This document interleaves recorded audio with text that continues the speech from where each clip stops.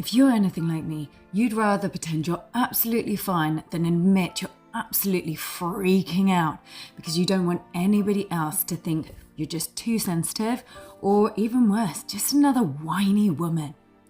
So I walk into the hospital pushing down this power keg of fear, avoiding everybody's eyes, struggling to speak and just wanting to disappear. I didn't want them to think I couldn't handle it.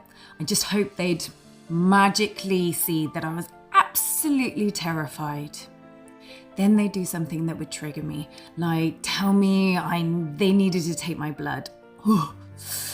I'd totally numb out and disappear, or just have a complete and utter meltdown, and I'd leave feeling absolutely totally embarrassed and angry with myself for just being so out of control.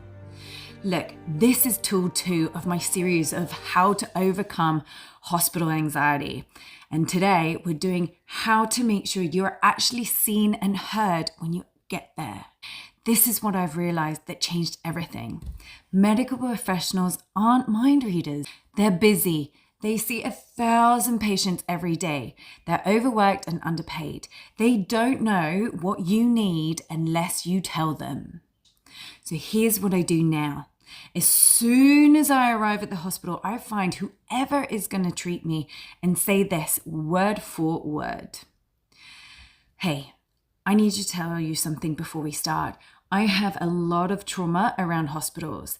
I might freak out, and that is not about you. It's just what happens. What will really help me is if you tell me about what's exactly going to happen, why you're doing it, and if it might hurt, please just tell me that. Be honest.